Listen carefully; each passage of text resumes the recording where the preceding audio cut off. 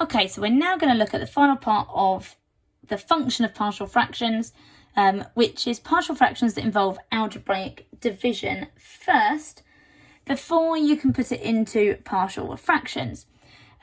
So this occurs in two different circumstances. So either when the degree of the denominator is smaller than the degree of the numerator, or the numerator is bigger than the denominator. When we talk about degree, it's the highest power given. So obviously x squared is a higher power than x. Or when the degree of the numerator and denominator are the same.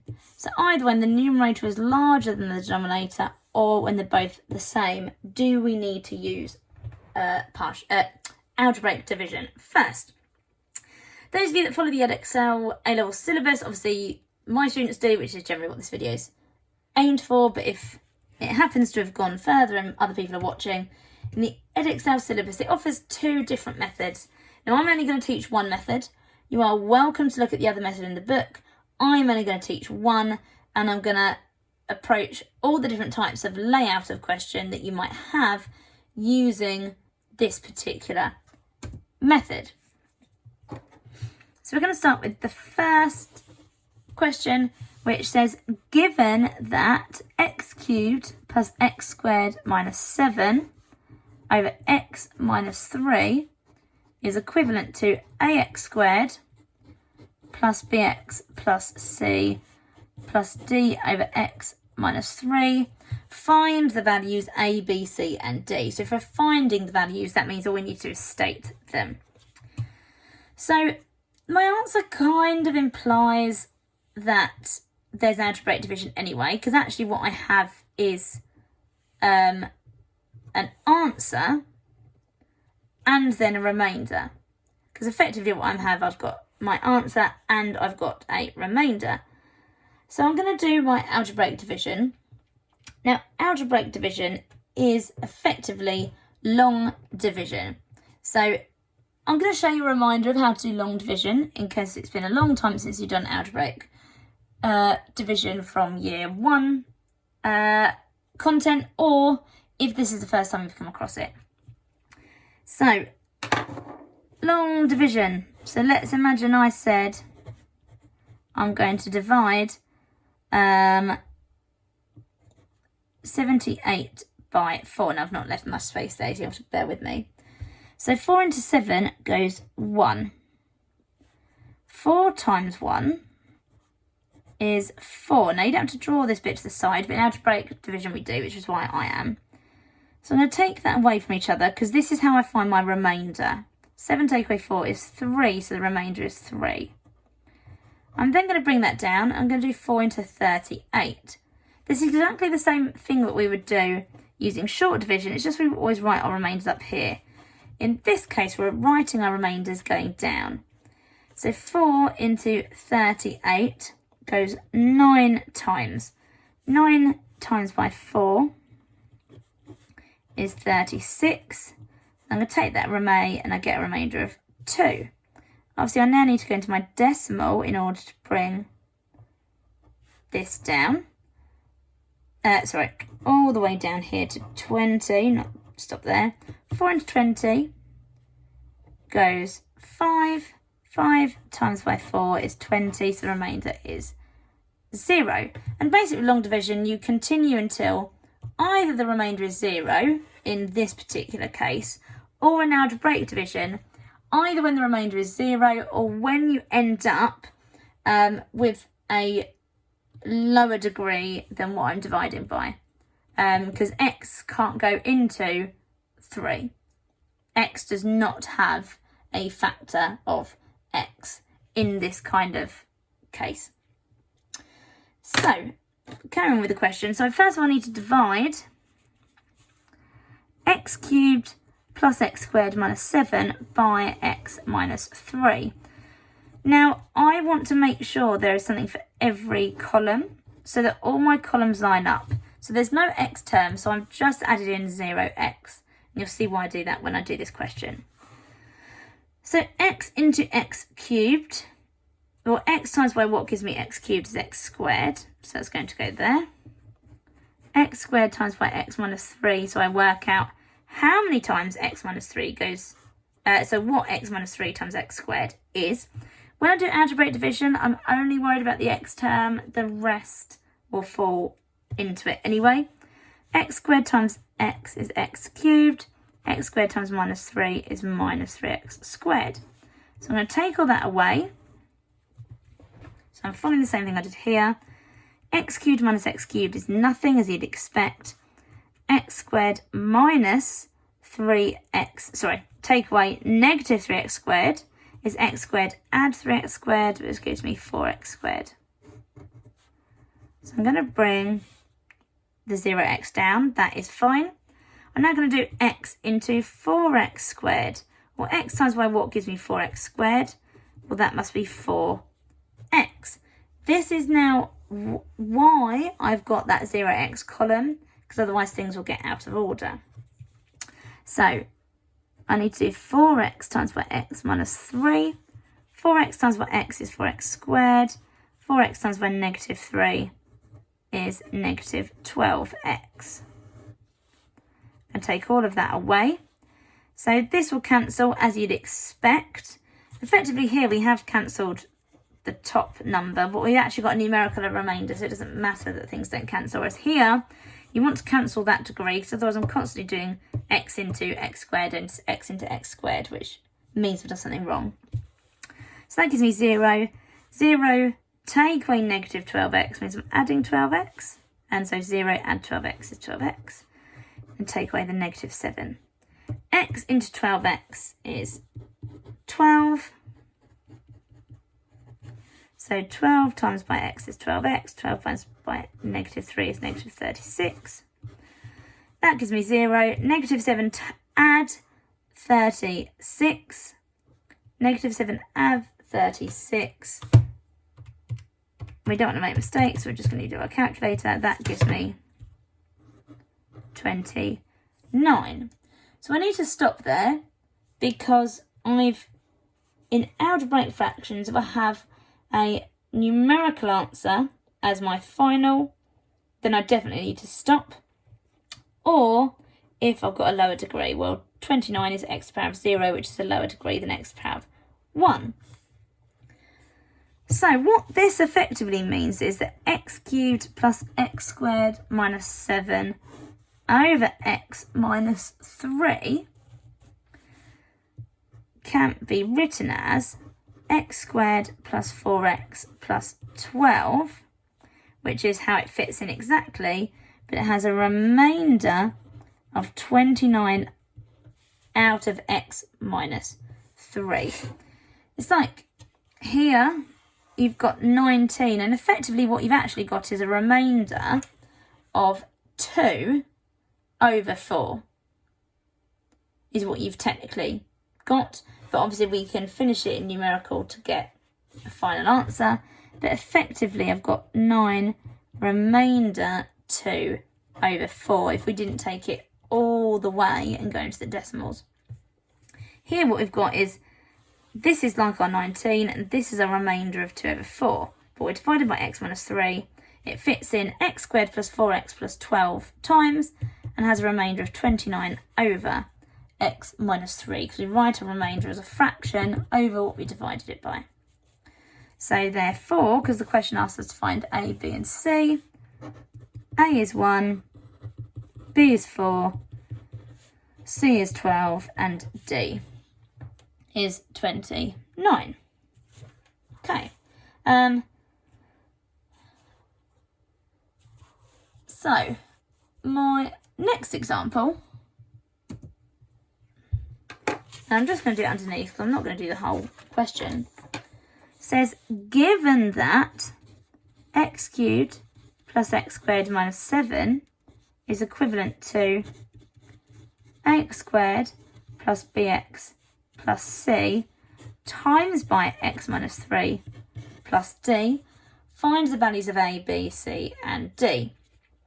But what this example wants you to do is expand, equate coefficients and solve for all the values. Now personally, sorry my cat's interrupting, Personally, what I would do, because I know that a lot of people don't like equating coefficients and then it involves solving lots of simultaneous equations, what I would do is divide both sides by x minus 3. So you get x cubed plus x squared minus 7 over x minus 3 is equivalent to ax squared plus bx plus c plus d over x minus 3.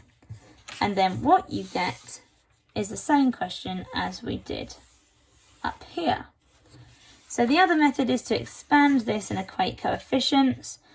I'm choosing not to do this method. I'm choosing to use algebraic division, especially because sometimes the question will say using algebraic division is a skill you need to have. So I would always reorder them in this way because I don't want to solve lots and lots of simultaneous equations, basically.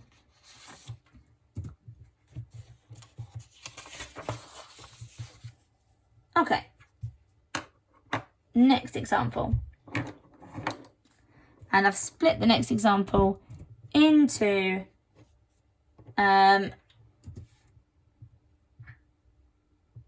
I haven't, ignore that. I will talk about an alternative way that the question could be asked. I have got a second example set up for the other way. So f of x is equal to x to the power 4 plus x cubed plus x minus 10 all over x squared plus 2x minus 3. Show that f of x can be written in the form ax squared plus bx plus c plus dx plus e over x squared plus 2x minus 3. So show that it can be written in this form and find the values of a, b, c, d and e. So showing it can be written in that form basically means you need to do the algebraic division and get the final answer, and it will give you the values of a, b, c, d and e. So we're going to divide this. So what we're going to do is we're going to divide x to the power 4 plus x cubed, I'm going to put plus no x squared plus x minus 10, and I'm going to divide that by x squared plus 2x minus 3. So I always divide by my lead polynomial, my highest degree. X squared into x to the power 4 is x squared. So I want to know what that multiple is. So x to the power 4 plus 2x cubed minus 3x squared.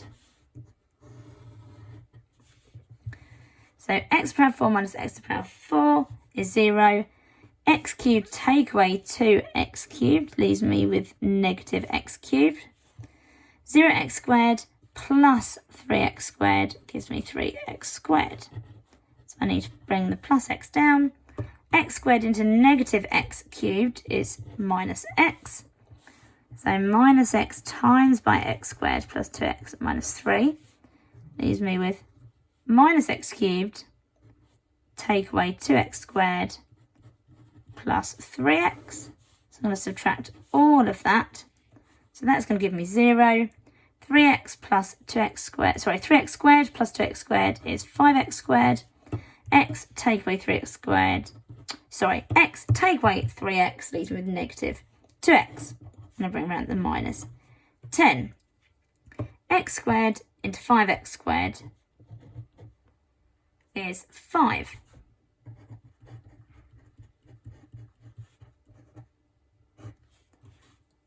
So that's going to be 5x squared plus 10x minus 15. Take all of that away, so that will give me 0. Minus 2x take away 10x is minus 12x. Minus 10 add 15 leaves me with plus 5. So therefore, f of x can be written as x squared minus x plus 5 plus a remainder of minus 12x plus 5 over x squared plus 2x minus 3. So the alternative way they might ask the question is, instead of writing this part, they might instead write plus d x plus 3 plus e x minus 1.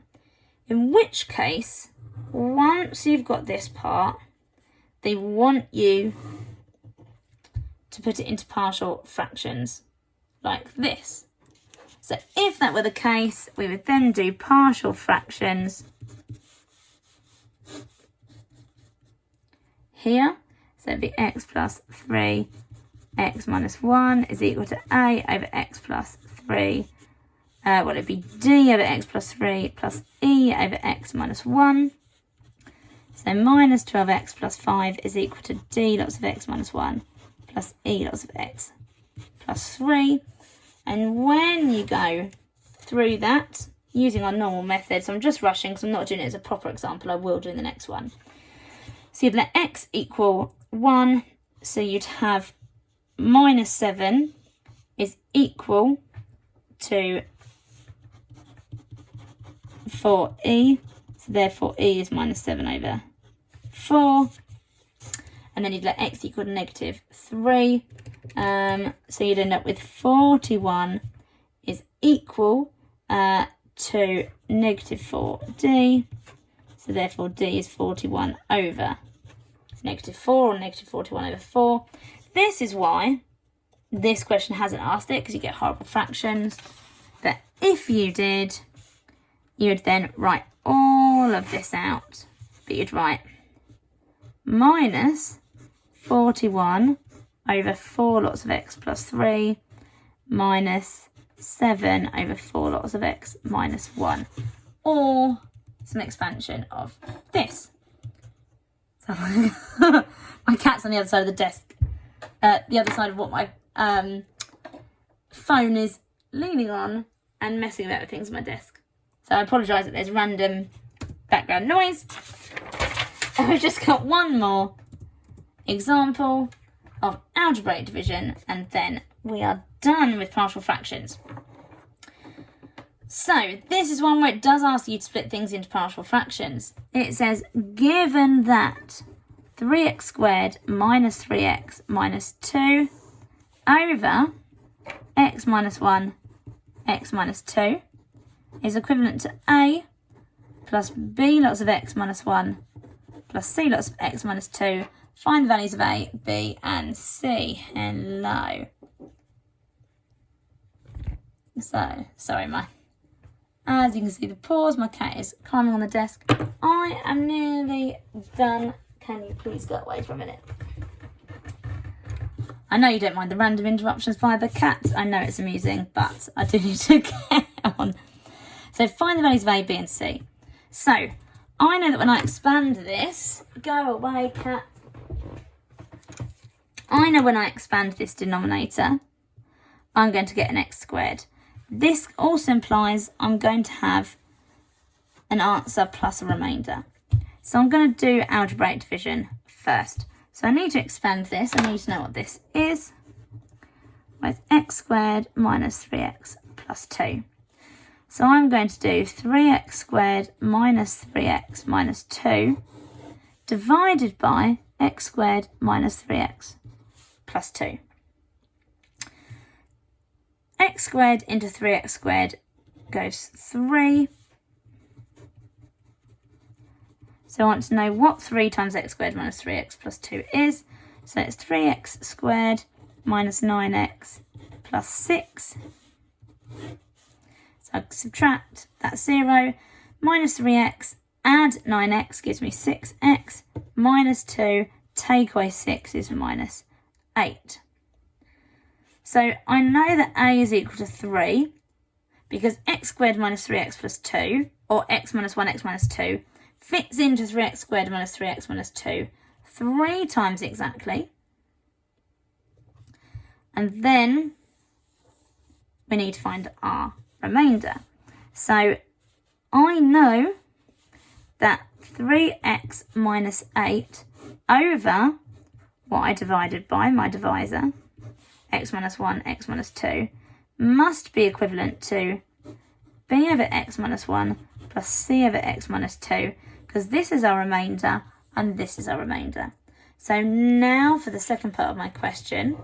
So I'm just circling that because that would be one of my answers.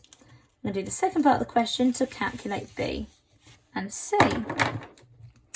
So I know that 6x minus 8 must be equal to B times by x minus 2 plus C times by x minus 1.